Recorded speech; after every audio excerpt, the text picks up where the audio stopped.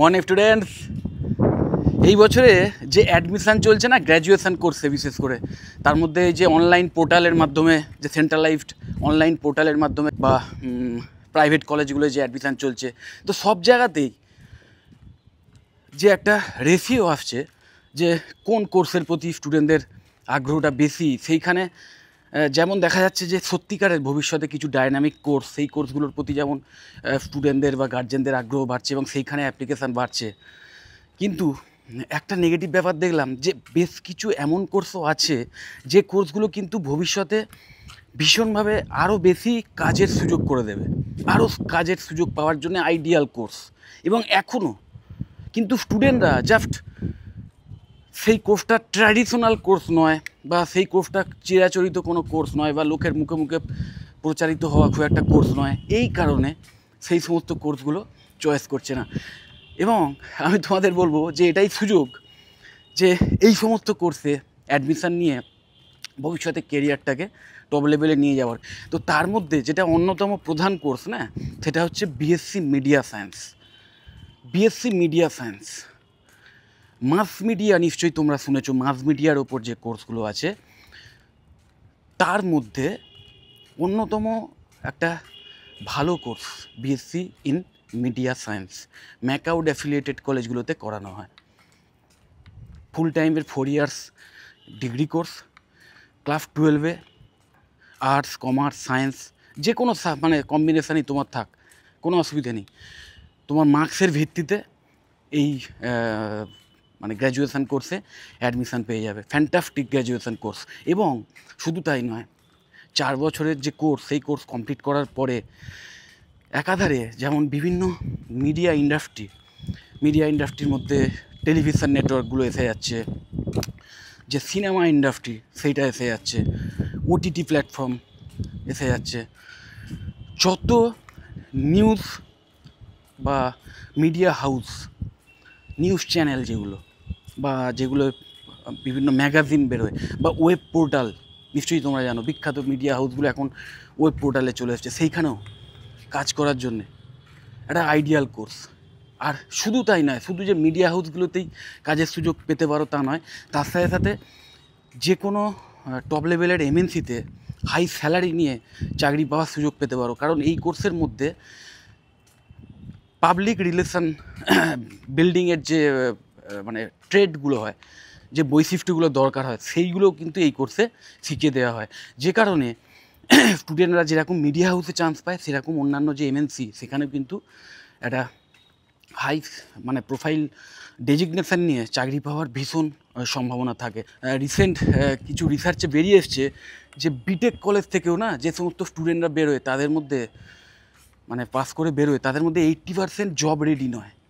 মানে তারা কোনো এমএনসিতে বা আইটি সেক্টরে বা কোনো ইঞ্জিনিয়ারিং ফার্ম বলো বা যে কোনো কোম্পানিতে চাকরি করার উপযুক্তই নয়।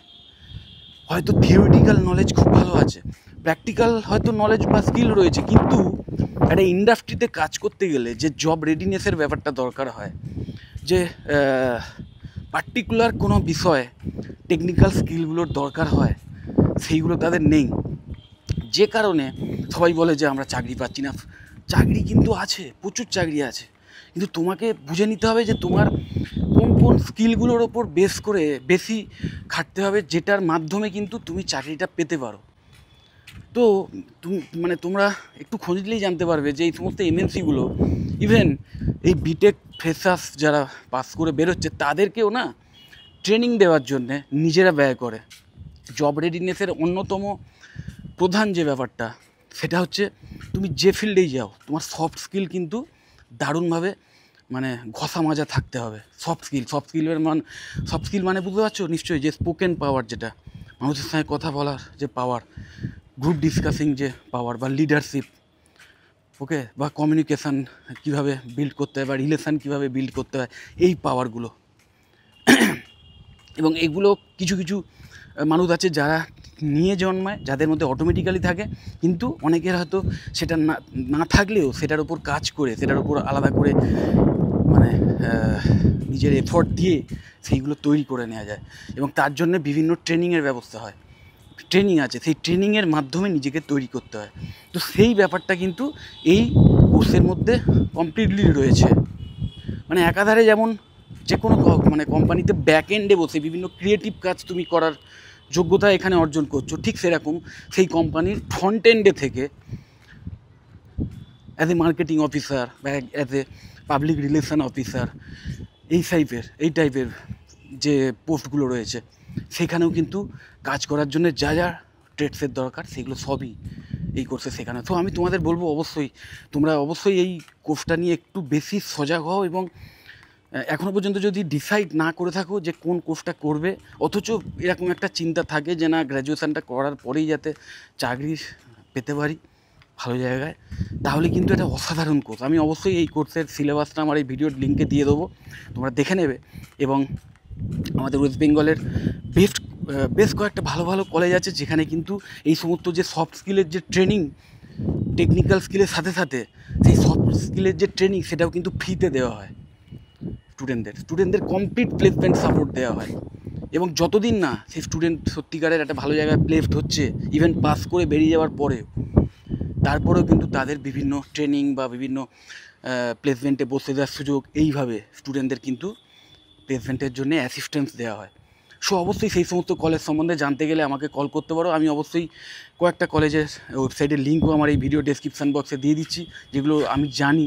এবং এই কলেজগুলো ছাড়াও যদি বা এই কলেজগুলো সম্পর্কে যদি আরও ডিটেলে আমার থেকে জানতে চাও, অবশ্যই আমাকে কল করতে পারো। আমার তো কন্ট্যাক্ট ডিটেলস জানোই তোমরা, আমার ভিডিও ডেসক্রিপশান বক্সে দেওয়া থাকে।